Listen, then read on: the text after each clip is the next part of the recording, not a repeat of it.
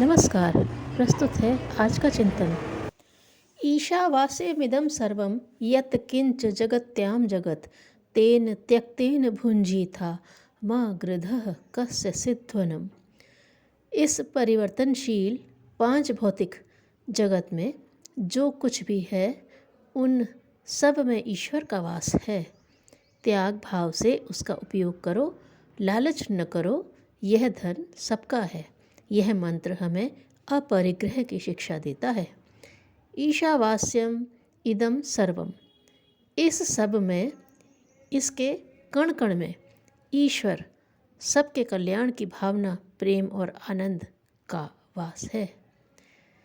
यत् किंच जगत्याम जगत, जो कुछ भी इस परिवर्तनशील जगत में है, तेन त्यक्तेन भुंजीथा, हम वस्तु का उत्पादन अथवा उसको प्राप्त करें और त्याग भाव से उसका प्रयोग करें।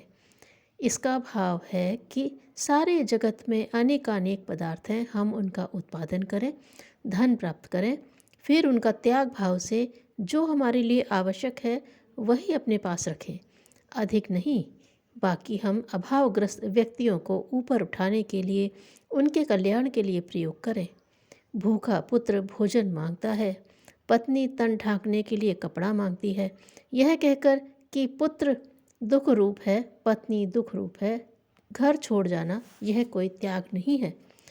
यह अकर्मण्यता, अपने पवित्र कर्तव्य के प्रति उदासीनता अथवा मूर्खता है।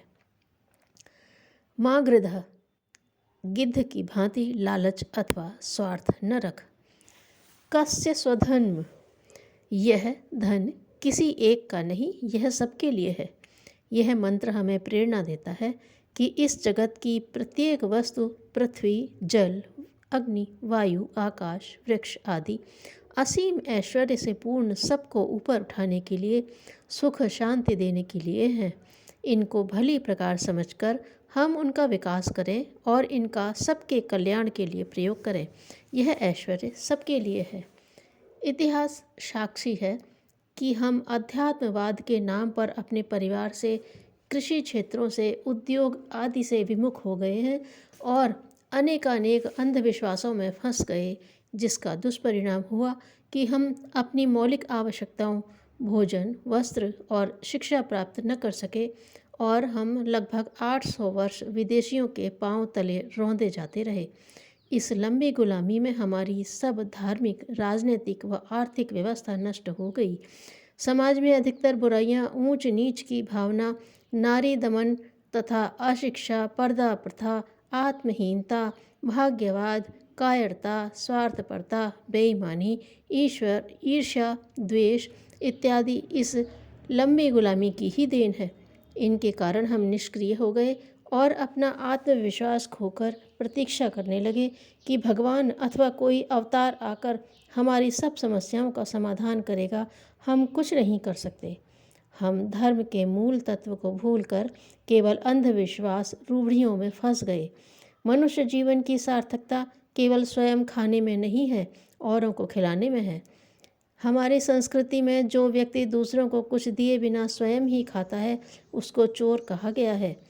अब हमारा सबका कर्तव्य है कि हम सब भारतीयों में क्रियाशीलता, एक दूसरे के प्रति प्रेम, सद्भाव तथा विज्ञान में रुचि उत्पन्न करें। यह मंत्र हमें समन्वय और सहयोग की शिक्षा देता है। इस संपूर्ण विश्व में एक ही परम तत्व, परम सत्य, सबका कल्याण व्याप्त है। यह संपूर्ण जगत एक ही परम तत्व की अभिव्यक्ति है। इसमें कोई संघर्ष की कल्पना नहीं की जा सकती। जब वह सर्वत्र व्याप्त है तो स्वयं ही स्वयं से कैसे संघर्ष करें। यह आत्मीयता, यह एकात्म भाव पैदा करना ही अध्यात्म का लक्ष्य होना चाहिए। धर्मतंत्र से जुड़ी सभी विभूतियों को इसी लक्ष्य को लेकर अपने प्रयास करने चाहिए। वासना के त्याग से ही संसार का त्याग समाया है। अब जहाँ चाहे वहाँ रहे। धन्यवाद।